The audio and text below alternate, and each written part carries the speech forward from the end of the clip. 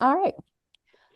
So, I'm going to briefly introduce our guests today. I will turn it over to them for some informal conversation between them, and then we will have time for audience Q&A at the end. So if you want to keep your questions in mind at any point, you can either drop them in the chat, and then we'll turn to those once we open it for Q&A, or during Q&A, you can feel free to raise your Zoom hand.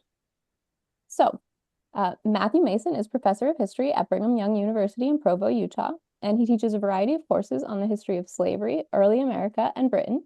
He has published articles in a variety of journals of national and international reach. His previous two books are Slavery and Politics in the Early American Republic in 2006 and Apostle of Union, a political biography of Edward Everett in 2016. He's also co-edited books including John Quincy Adams and the Politics of Slavery, Selections from the Diary in 2017, and Contesting Slavery, the Politics of Bondage and Freedom in the New American Nation. And then today we are here to hear more about Seeking Higher Ground. He's going to be joined in discussion by Elijah Gould, who is professor of history at the University of New Hampshire. During the 2025 to 26 academic year, he is the Harmsworth Visiting Professor of American History at the University of Oxford. And his books include Among the Powers of the Earth, The American Revolution and the Making of a New World Empire in 2012, which was the winner of the Society for Historians of the Early American Republic Book Prize and a finalist for the George Washington Book Prize, and Volume 1 of the Cambridge History of America and the World in 2011, co-edited with Paul Mapp and Carla Pestana. He's currently writing Peace and Independence, the Turbulent History of the United States Founding Treaty, about the peace that ended the War of American Independence. So I hope you all will join me in welcoming Matt and Elijah, and I will turn it over to you guys. Okay. Well, thank you very much, Amanda. And it's great to see everyone here. I think, as Amanda said, we're going to have a back and forth, Matt and I, talking about his book. I'm going to lead off just saying a few words about it. I think it's a terrific book. And then I've got some questions for Matt, and then eventually we will open the floor, if that's what one opens on Zoom, to questions from the audience. So anyway, so as I said, I think this is just a terrific book. I learned a great deal from it. I mean, slavery obviously is, it's been a hot topic for decades. It's not as though Matt's on untrodden ground here, but actually one of the things that I thought was particularly good about this book, Matt, is the way you're in dialogue with other historians who have written about slavery in the actual text of the book. In my first book, which was published with the Omohundro Institute, my editor there, the great Frederica Toita, was always rapping my knuckles, telling me not to mention other historians in the text. And, I was so traumatized by that. I don't do that much. But in this case, I think it's terrific because you're very clear and upfront about the historians with whom you disagree, and you're very generous in terms of the historians with whom you'd agree. And I would say, even where you have differences, you're very generous there too. So I think it's a very fair book. And this is certainly a book that I would consider using in my own teaching. I think it'd make a great book for upper level or graduate courses. So I'll put that plug in. And it is out in paperback, so it's not going to break the bank. So anyway, one of the historians who, I didn't do a textual search to see who's mentioned most frequently, but one historian who does show up quite a lot in here is Chris Brown and his book, Moral Capital. And in fact, the book's title, and here I have it, you can see it, Seeking the Higher Ground. I think in some ways, I at least saw a reference there to Chris's book, Moral Capital. I mean, is that something you'd be interested in? Yeah, say a little bit about how you see your book relating to Chris's book, which is also on Anglo-American anti-slavery during the age of the American Revolution. Uh, well, thank you for that praise of the book. I appreciate that. Of course, I appreciate that. And yeah, it was an interesting. I usually don't name names as much as I did in this book in the text. I just do a lot of see also footnotes and fight out my historiographical battles in the footnotes. But on this book, I did feel as I hope it seems like it came through clearly. Kind of urgency to intervene in the our current moment of the historiography surrounding slavery in the American Revolution and various other historiographical issues surrounding the colonial period as well. And also, as you mentioned, it's a well-populated field, including with many younger scholars or more junior scholars. And I wanted to not only be generous to the big names, people, try to characterize their argument in a way that they would recognize as fair, while I then Mhm. want to suggest different ways of looking at this question, but also highlight some of the excellent work being done by more junior scholars. And so, yeah, it was a different approach that Mhm. way in terms of naming names. And one of those names, of course, is Chris Brown. His book, Moral Capital, and my first book came out at about the same time in 2006, and we were in extensive email correspondence about some overlap between what we were doing and some of the same questions we were asking. Mine in relation to American politics and his in relation to British abolitionism, and it has remained for me, like for so many other people, a just a foundational uh, reinterpretation of British abolitionism, and particularly how British abolitionism could reach a broader audience than simply abolitionists, and Mhm. the kind of national reputation, rethinking the British Empire after the American Revolution arguments, certainly as a powerful way to think about a way to transcend the kind of economic self-interest, Eric Williams debate that have been going on for decades and decades. It's a way to rethink questions of national self-interest in a way that is Mhm. more ideological than just straight up pocketbook type stuff. And in many ways, those kinds of questions are structuring this broader project. This is volume one of what I hope will be a three-volume project on the Anglo-American politics of slavery, something I've written about before, but usually with a payoff in the American context. And I'm, for this project, equally interested in the impacts of this Anglo-American debate in all its complexity on British politics.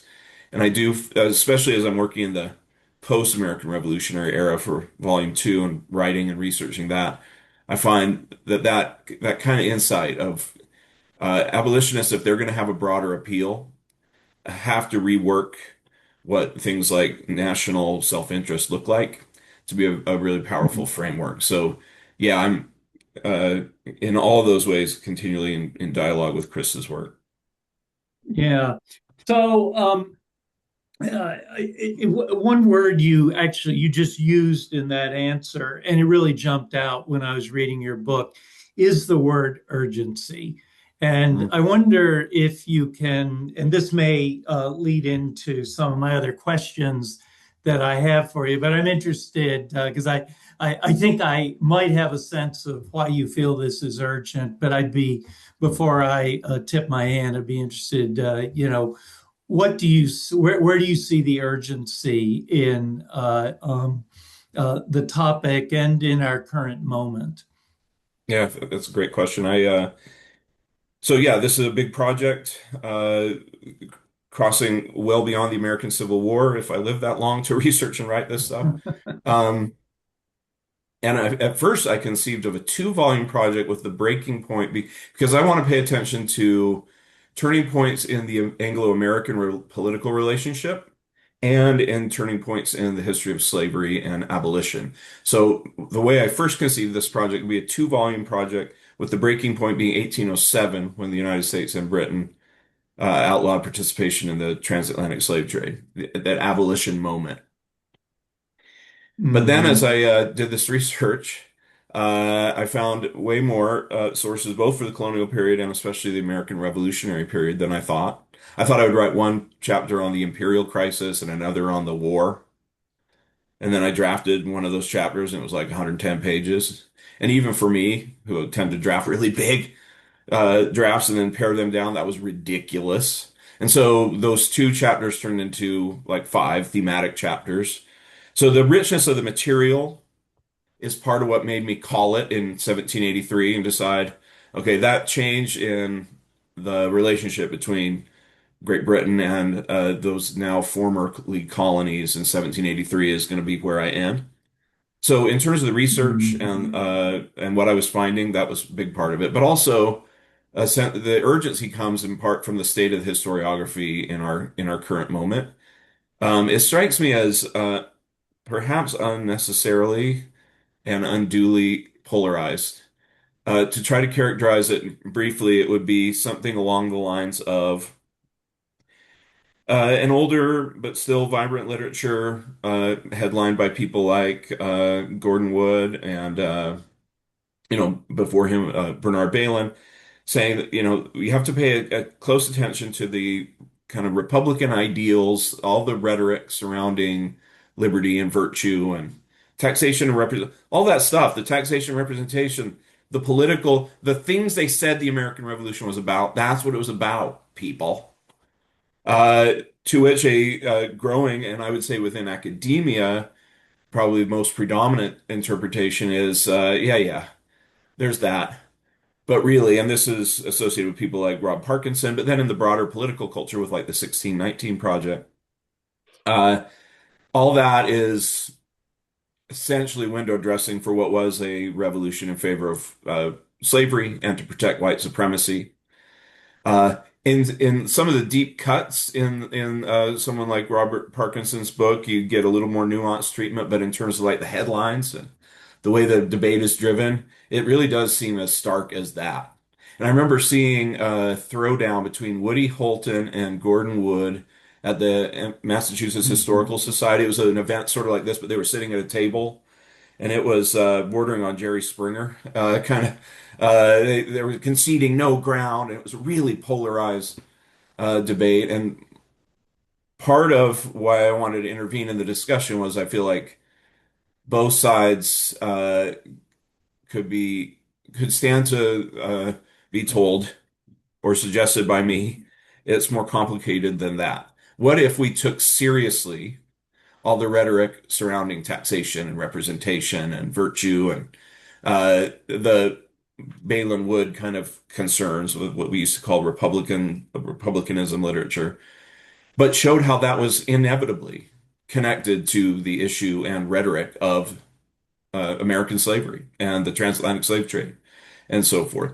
And that hence the title. As both sides tried to stake the ideological high ground, there was no way in which they could have. It would have been the strangest outcome of all had they avoided connecting slavery in multifarious ways to that broader ideological debate. And so it's an attempt to try to take both sides seriously and show how in many ways they're connected when they don't need to be Okay. off in separate camps necessarily.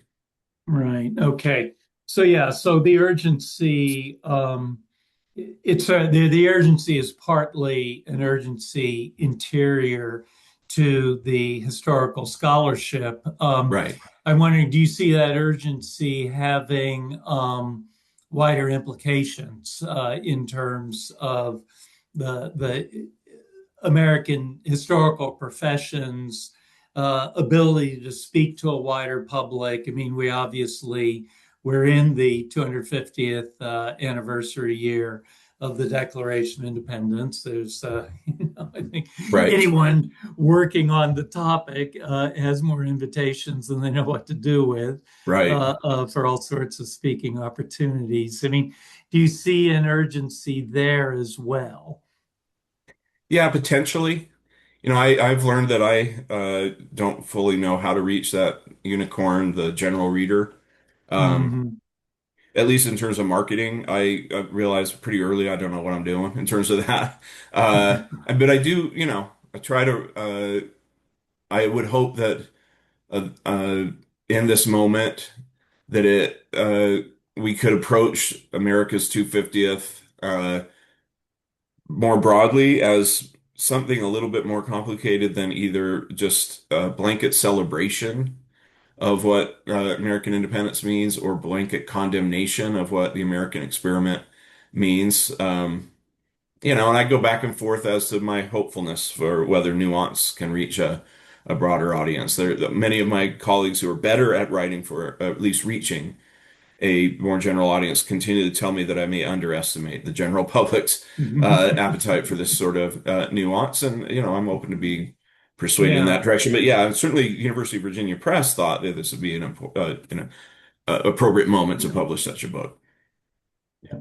No, and it is again, as I said, for people just joining, this is the book is Seeking the Higher Ground, Slavery and Political Conflict in the British Atlantic World.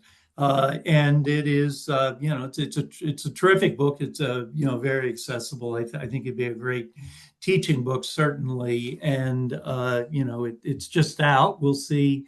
I hope it's widely reviewed and read. Couple of so one of the you have two terms.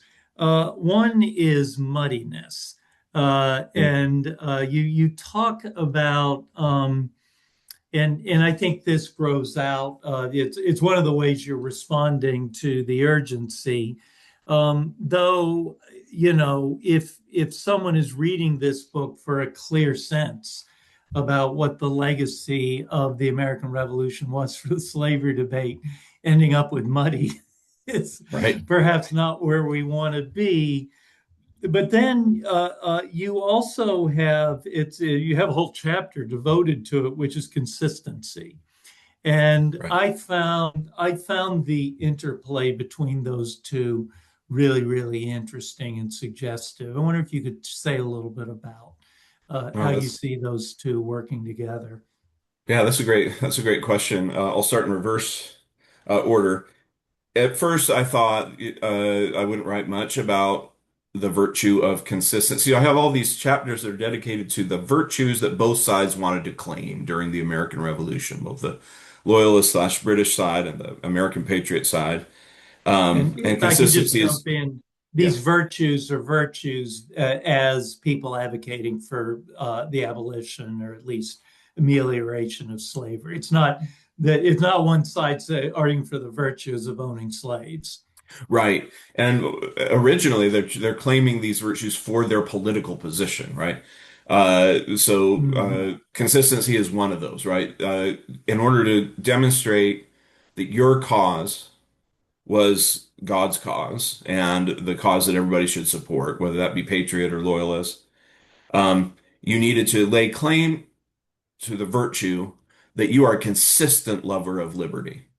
That in no way are you a hypocrite. I mean, the worst thing you could be accused of being in this in political context was being a hypocrite, which I find to be pretty typical of really heated, intense political debates. There's a pressure that leads towards kind of consistency, or at least claims for consistency. And at first I thought, well, you know what, that's just the most obvious of points.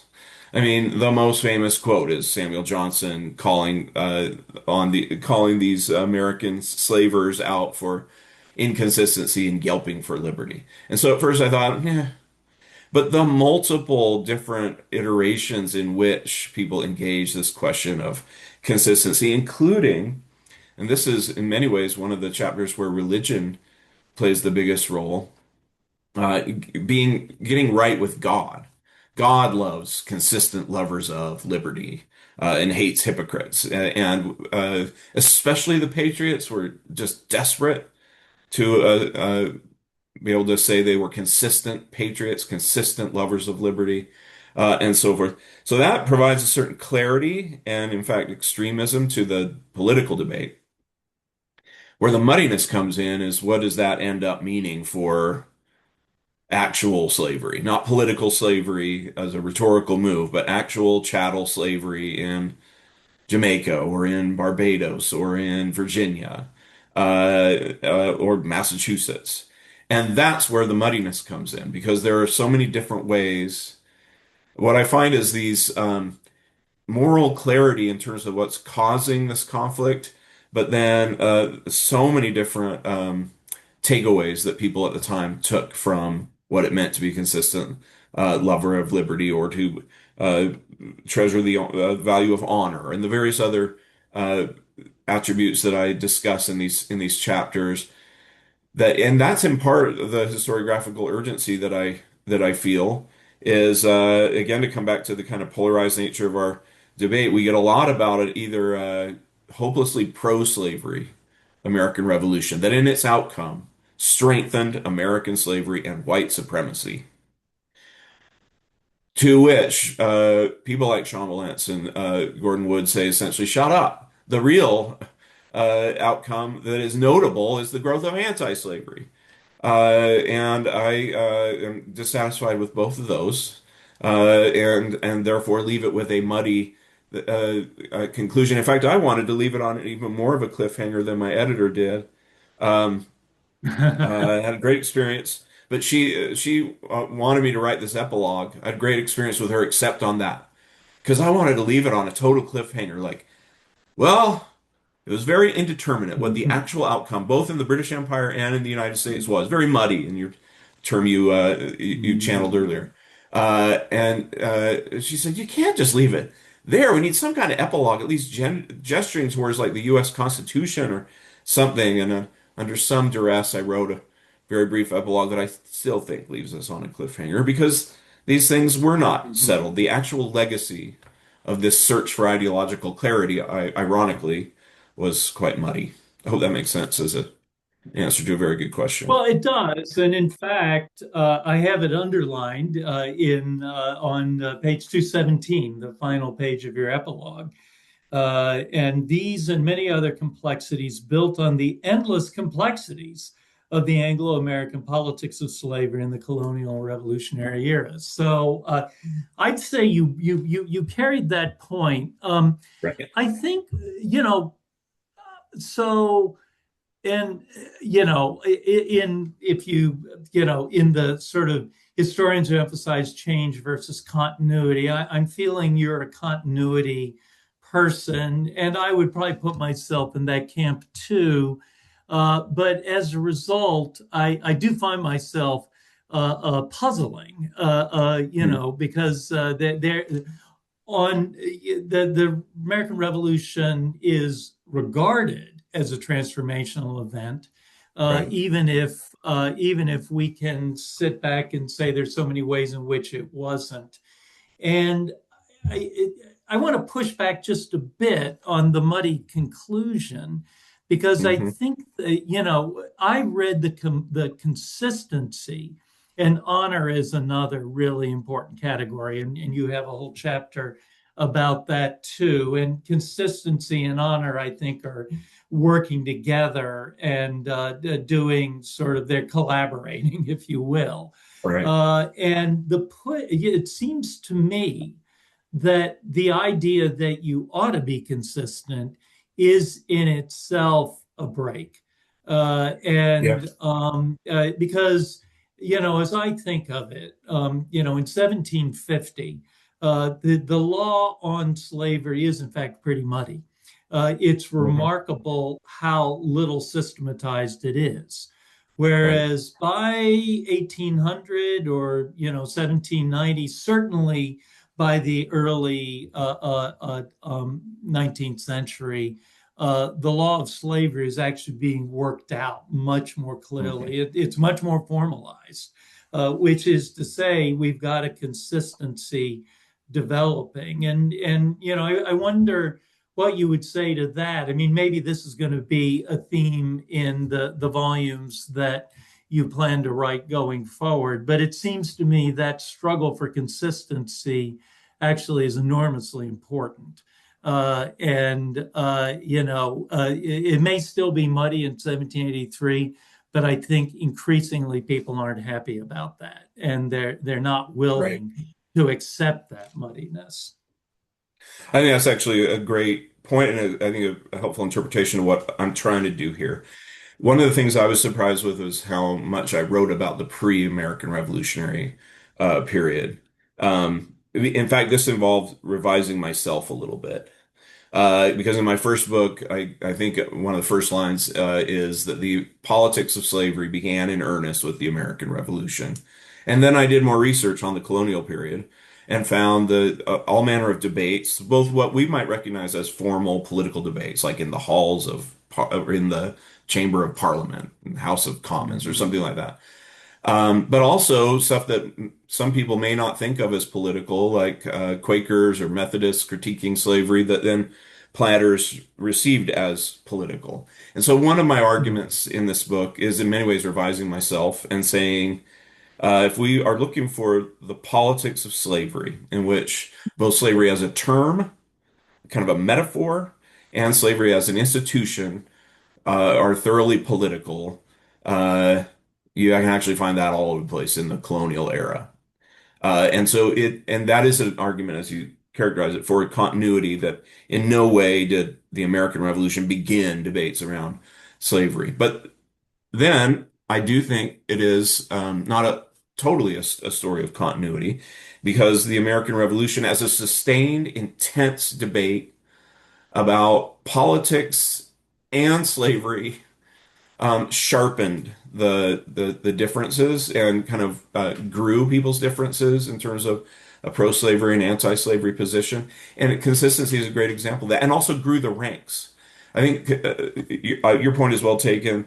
One takeaway from the chapter on consistency is that that is just a powerful abolitionist appeal in this Mhm. moment in which people are, especially patriots, are hyper conscious that we need to see ourselves as, and we need our the broader world to see us as consistent lovers of liberty. That's just a perfect entree for abolitionists to grow their ranks beyond a few Quakers and Yeah. evangelical type Anglicans. And so the degree to I only mean muddy by 1783, and that the implications are still being worked out.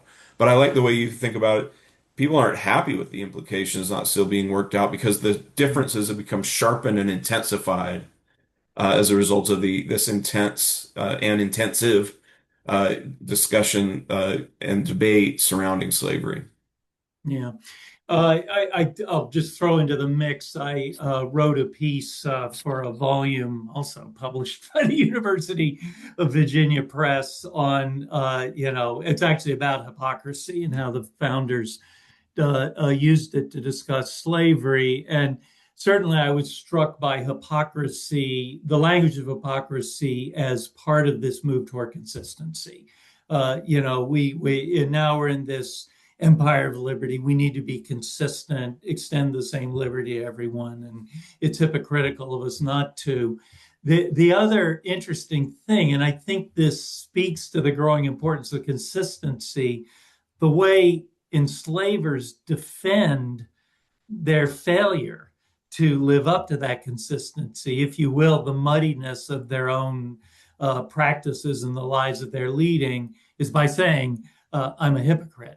Right. And hypocrisy becomes a kind of double-edged sword. And, I think if we think about it in our own lives, in a kind of a Christian society that believes in original sin, well, we're all hypocrites, and so I'm a Right. hypocrite. I practice slavery. So, but nonetheless, the way that is deployed, I see as being new. And Right. again, I say that as someone who tends to believe in these massive continuities, the dead hand of tradition, if you will, Right. and white Yeah, and supremacy, that's a all good the other example. things. But Sorry, that's a good example of what I mean is I was not satisfied in this book to just say, well, everyone was divided coming out of the mm, American Revolution and leave it at that. That's why I wrote probably one of the longer chapters in there is I wanted to get into specific anti-slavery legacies of the American Revolution and specific mm, pro-slavery legacies of the American Revolution. So it was one thing to just say, well, slavery just kept on trucking. It was another to say, okay, what specific legacies of the American Revolution strengthened a commitment to slavery amongst enslavers. And one that jumps out at me is um, what I call this kind of Dunmorian moment, where which is a Right. take on David Wallstreicher's Mansfieldian moment. It's a similar insight. I just date it later to the American Revolutionary War. This realization that if we do not control the state, we cannot defend slavery. The spectacle of Mhm. enslaved people lining up to evacuate with the British and enslavers having to try to negotiate with them to come back. That's not slavery anymore. That's some other kind of labor arrangement. And so that is a specific political legacy of the American Revolution that then has enormous consequences for the politics of slavery thereafter. And so I was less satisfied with just generalized, yeah, it was everyone was divided, and much more interested in, okay, what were the very precise legacies? And but I do maintain that that has to be written in the plural. There are Mhm. legacies, not one Yeah. unitary legacy. And so to that degree, you could see that as continuity, but you could also see these as being direct consequences of this moment of disrupture. Yeah. So, yeah, and you just referenced another thing that I think you handle extremely well, and it actually comes up again and again. I know well, I didn't keep track, but anyway, you talk about Article 7 of the Peace Treaty, and I'm finishing a book on the Peace Treaty. So this is stuff that I've looked at as well, which the words, it's inserted by Henry Lawrence, where the British agree to evacuate without unreasonable delay and without carrying away Negroes or other American property. That's a direct Yeah, quote. Uh, and uh, um, and in part, it's a response to what reports reaching Paris from the evacuation of Charleston and before that Savannah. And so it kind of happens in the middle of these evacuations. Those are evacuated during the summer and fall of 1782. But then in the evacuation of New York, after the provisional treaty arrives, General Carleton, he doesn't completely ignore it, but right. nonetheless, and I think you're absolutely right. That's a hugely important moment in the making clear of the extent to which slavery, which is part of its muddiness, had developed as a somewhat private institution.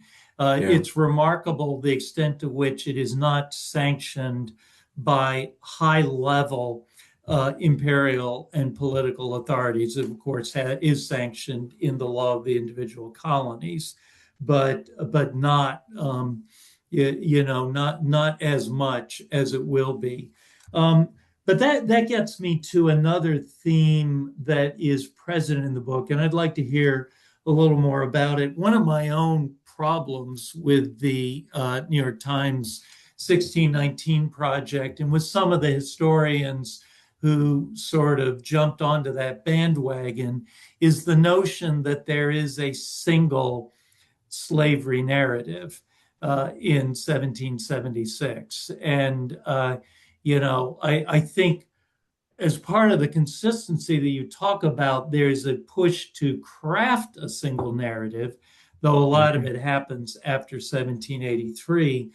But in 1776, there are at least 13 slavery narratives. And you Yeah, do talk about this. Massachusetts is very different from South Carolina. I think South Carolina and Virginia are quite different. But anyway, I'd like yeah. to hear your thoughts about that. And then maybe it'll be time to see if we have questions from our audience.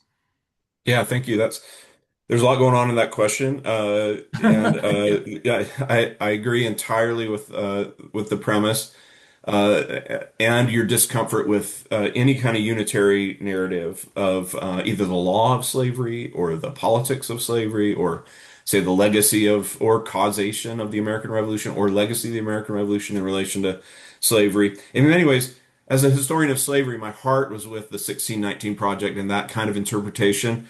But I found it more complicated in relation to the sources, including Uh, the notion that because part of the logic of it, if this is a pro-slavery revolution, then the British have to be the abolitionist force in that scenario.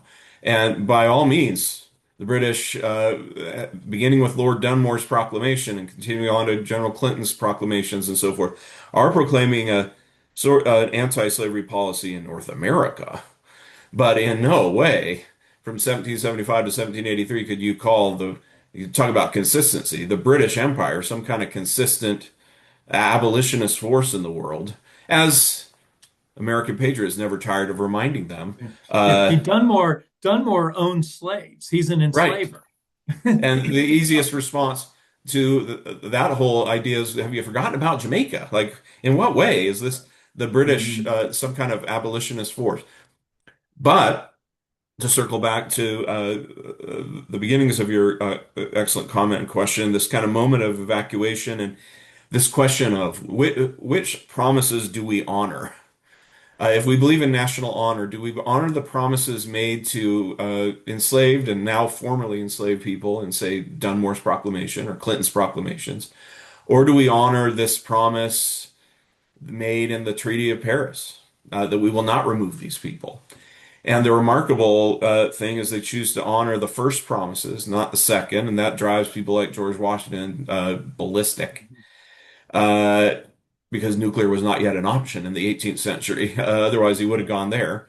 Um, and that is one specific legacy, I think, of the American Revolution on the British side Mhm. is, oh, it is going to be meaningful going forward that they have staked now their national honor on honoring promises to enslaved, formerly now enslaved African Americans that got their freedom under their aegis in a way that they didn't honor promises to, say, the indigenous allies that they had during the Americas. There's a choosiness to which promises they honor and so forth. Mhm. But part of what I'm working out in volume two is the logic of what longer term and medium term impact does it have on the British Empire's stance on slavery, that they have now Yeah. staked their national honor on this kind of anti-slavery position. That to me is another example of how these decisions do have consequences and do mark a moment of discontinuity. It just takes decades or even generations for that to work itself out in the British Empire. If and I see that Amanda has turned her camera back on, so we are going to go to audience questions. I think the one thing, and you make this point in your book very well, another discontinuity is that the revolution creates a large sphere for Black agency. Right, And the story in Massachusetts and Pennsylvania and in New York during the evacuation, Carlton says, and actually Washington admits it, that even if he tried to honor Article 7, the Black loyalists wouldn't let him. So that right, this is, in fact, it's not, and you know, one of the things I think the 1619 Project did very well was to force historians to take a new look at that abolitionist moment in the North and to right. realize just how much this is actually Black people liberating themselves and creating their own terms of Exactly. liberation. So, and that has been told as a white story,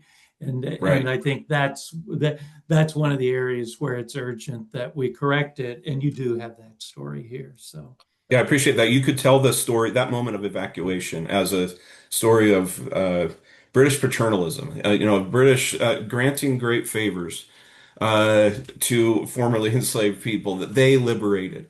mhm. It's actually a story of enslaved people holding them to promises they made and Exactly. making them live up to this high ideal of national honor. Mhm. Uh, that is what's remarkable about that moment, I think. Yeah.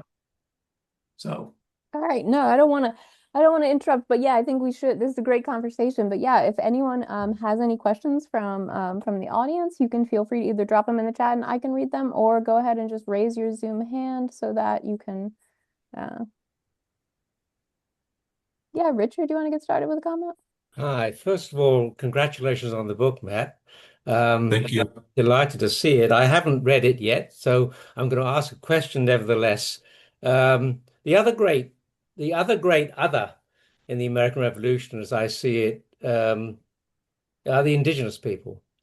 Right. So where does that fit into your story, if at all? Great question. I appreciate it from my former mentor at the University of Maryland, Fear the Turtle. Have so much of what I started to learn about British history, I learned from taking classes from you and TAing for you at the University of Maryland. Um, yeah, this is a decision I had to make early on. I felt like is to focus on African American slavery as an issue and as an institution. Um, and this is especially something I wrestled with in the colonial era, is I found all manner of political debate surrounding um, indentured servants and the growing enslavement of people of African descent, and didn't find a whole bunch of, and I consulted as many experts in my department and outside as I could to try to, because it's one thing to say there's not much here, and it's another to actually investigate. So in the colonial period, I wrote less about indigenous people than I thought I would. And then in the American Revolutionary era, the way they feature in my uh, narrative is largely in the chapter on humanity. Humanity is another virtue that both sides wanted to claim, and it had a kind of complicated meaning, but one of the things it implicated was the laws of war, the concepts of the laws of war that people like, I don't know, Elijah Gould and others have helped us understand really well. Uh, and so they stopped that debate based on largely American patriots' accusations of atrocities committed by indigenous allies of the British of the British Crown, and that played naturally into an atrocity narrative surrounding the Lord Dunmore's proclamation.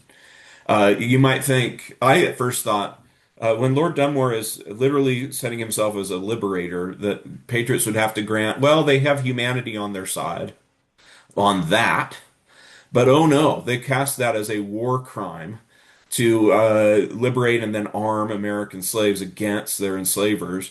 And that grew directly out of this narrative that also surrounded things like German mercenaries, but this growing narrative of atrocity during the American Revolutionary War. And Native Americans largely figured in those debates as kind of props, with the assumption being, well, that's what they do is commit atrocities. That's the most direct way in which indigenous people inform this analysis. It's a good question. All right, thanks. Any other questions? Well, people are thinking. I, I wanted to jump in on the humanity. One of the things I've been struck by in the my own, then I've got a chapter which is basically about Article 7, is the extent to which the language of humanity is used both South Carolina in Charleston and in Paris Yeah. to justify prohibiting the British from carrying away. I mean, it's very slippery. But there is some suggestion that they're claiming the British are carrying away African Americans not to liberate them, but to send them to Yeah. slavery, particularly in the West Indies. And it's also tied into the not breaking up families, which is a Yeah. huge part of the language of paternalism and amelioration that people like Krista Dirkseide have written about. And Yeah. so, in an odd sort of way, Article 7, even though I think it's there to re-enslave, is oftentimes is justified in a kind of humane way, which is I haven't Yeah. quite figured out what to do with it, but I'll throw that Yeah, out there. it gets Orwellian, some of these arguments, but that, Yeah, has its roots in immediate responses to Lord Dunmore's proclamation. There's the war crimes atrocity kind of narrative, but another narrative very often aimed at enslaved people in places like Virginia, or, where it begins, is really, can you trust Lord Dunmore to actually be a liberator? They're not going to free you. Have you forgotten about Jamaica? They're going to sell you to Jamaica. Don't trust these guys. Why would anybody trust these guys? And it's an interesting argument both to shore up the idea amongst white patriots that humanity is really on their side and that these are faux liberators, these Dunmores of the world, but also it does seem to be aimed at trying to persuade, which I would imagine was not particularly persuasive, enslaved people to stay put. So it has roots that go at least back to 1775. Right. Yeah. Yeah. Yeah. Yeah. Yeah. Hmm. Yeah, John, you want to go ahead? Thanks very much. I'm enjoying listening and I look forward to reading. And I was just curious to ask, since you described a sort of trajectory where you had a pre-established substantial interest in the effects of Anglo-American anti-slavery on the American Revolution and its legacies. And now in this project, you're interested also in reading the other way and if thinking about effects on British politics. Right. Um, could you just talk more about the arguments going that direction? Yeah. Thanks, John. It's a great question. Some of the most enlightening research I did in relation to this book was the British side of these debates. I found the debates in Parliament surrounding the war and especially war policy to be way more vigorous and sustained than I had expected. Um, and it turned on questions like humanity and honor and, what kind of empire are we if we have indigenous people as our allies and German mercenaries and some even British parliamentarians and pamphleteers recoiling at the idea of stirring up slave rebellion over in the colonies and so forth. And yeah, I mean, I in this volume, I would have to say that the payoff, the kind of outcome of all those debates, is heavily American the last chapter I write on the kind of impacts on slavery of all these debates tend to be it's probably, let me run the numbers, 73% maybe analysis of American the impact in America, maybe 72. um, but I do and so in many ways volume two, because it ends with 1807 and 1807 or at least part of that chapter will end with 1807 or that section of that book. And then I do expect volume two to end in 1833 with British emancipation. So there'll be a more heavily British payoff in volume two with obvious impacts in the United States. But I do, as I discussed earlier, do think this is not an inconsiderable moment in terms of British Empire's debates surrounding A, what kind of empire are we going to be going forward now that we've lost half of it? And B, what are the implications of all these stances that we just took during that war on the transatlantic slave trade and on enslavement in places like Jamaica going forward? And uh, here is where, I mean, I think it's fascinating that even just maybe 3 decades ago, it seems to me that British historians didn't pay a ton of attention to the American Revolution. It was very much kind of in the shadow of the French Revolution and this age of revolutions. And I think that's a defensible position in certain ways, but I think the work, to go full circle back in this conversation, the work of people like Chris Brown have helped us understand the kind of fundamentally important moment that the aftermath of the American Revolution was for British anti-slavery. Um, I hope that makes sense as an answer to your very good question. Thank you. Umberto, you want to go ahead? Yeah, I have a very similar question actually about the aftermath for the British context because I'm thinking about, when those African loyalists moved to London and became part of the Black Poor, right? And the hysteria that formed in the media around the Black Poor, majority of them being loyalists who Right, were, rescued from these revolutionaries. And then all this discourse emerged about the sense of moral obligation and honor and humanity right, toward right, what to do with this kind of what we're very seeing as kind of a visual nuisance or an abject population. And what eventually led to that, of course, was the whole debate about Sierra Leone and right, the transportation of these Black poor some of them willingly, some of them unwillingly, Right. to establish a Right. new free colony in Freetown, right, in Sierra Leone. Hmm. And I'm wondering to what extent the what you're uncovering there during the American Revolutionary debates and the way that issues of democratic representation and liberty get kind of caught up later on in a kind of British colonial project for freed Africans in Sierra Leone. So I'm wondering if you Right. could talk about that trajectory and if that's something you're considering in your follow-up volume. Yeah, all that is that's such a great comment, Humberto. It is completely relevant to what I'm doing for going forward. Sierra Leone is a classic example of what I meant earlier by the kind of specific legacies of having staked out this rhetoric of honor in relation and moral obligation that flows from that to people that the reading is you liberated, the British Empire liberated, uh, which is not fully true as we discussed earlier in terms that it denigrates black agency. But that is a classic echo of these and very immediate. I mean, it's later in the 1780s echo in terms of policy of rhetoric like that. I also find a massive echo of it in yet again in an American context in the War of 1812, in which it's almost like the sequel.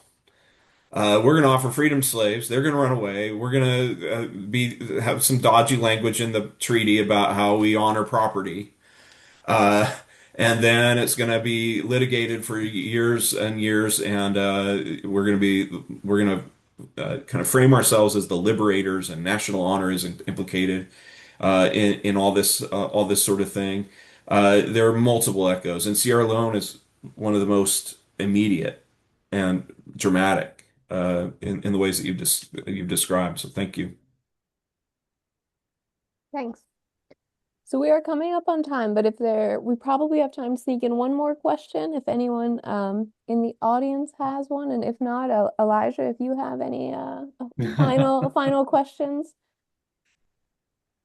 Um, I guess I'm going to come back to the urgency question. We're in a moment where, I mean, I think I, the 1619 project has come in for a great deal of criticism for overstating the degree of British support for anti-slavery. I mean, the particularly its handling of the revolution left some things to be desired. I was actually on a panel. It was the last public event of the New York Times before COVID lockdown, Mm, where we talked interesting. about this. I think that's well known. But I think one of the things that the project did was to shake things up Yeah. and force historians to. I actually think that a lot of the work on anti-slavery and abolition north of the Mason-Dixon line, if you will, had become kind of complacent, and Mm, I think we thought it had been done. And the right. New York Times, in the wake of that project, there've been just some terrific work come out. Manisha Sinha, you mentioned Chris Cameron, and I think it created a new audience for work like yours and Chris Brown. So I think that's been a good thing, but we're now in a moment of where things are being shaken up in new ways and kind of Right. unsettling ways. Hmm. And do you see your book as speaking to that side of things? And what would you have people take away from your book who would Mm, read it? yeah. Say, having just read a story about the purging of any mention of slavery at the president's house in Philadelphia, for Right. example. And to many of us, that seems quite urgent. Yes. Yeah, we're gonna. I mean, one of the things that's been remarkable since about 2019 is the degree to which large swaths of the general public care about this stuff, and you got to give the 1619 project credit for that. I mean, there were times I was irritated when they claimed to have a scoop. Slavery was Mhm. really important. Okay, That's a journalistic move. You know, generations of historians have established that. I mean, I studied with Ira Berlin at the University of Maryland, for crying out loud. So that was slightly irritating, but that's what journalists do. And for the broader public, it was a scoop, and it has carried these debates out into the broader uh, public sphere, which is fantastic. And then, in an unsettling but also predictable way, you start to see a backlash against any emphasis on slavery as central to American history. And that's why you take, in this current moment, a backlash. We're, seeing the federal government taking down notices in Yeah. Philadelphia of the basic history here. And so one takeaway I would hope that a general reader was who cared about these issues and what the implications of them are for the United States of America in this moment would be that you actually do a disservice to the full complexity and drama of the American history if you somehow exclude certain topics, because there is no way in which even something as starkly morally simple as slavery had anything like a simplistic impact on American history. And so, if you want to understand American history as something much more interesting than a pantomime villain and hero show, uh, an analysis like I'm trying to offer of the impact of the American Revolution on slavery and vice versa helps you see that, I think, much truer version of history than good guys and bad guys. All right. Okay. Thank you so much.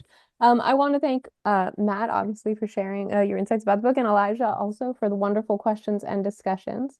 And also thanks to everyone for joining us today. That is time, so we're going to wrap it up here.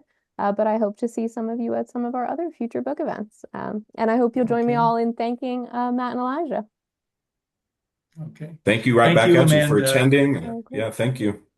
Of course, happy to do it. Okay. All right, thanks, y'all. See ya. Bye.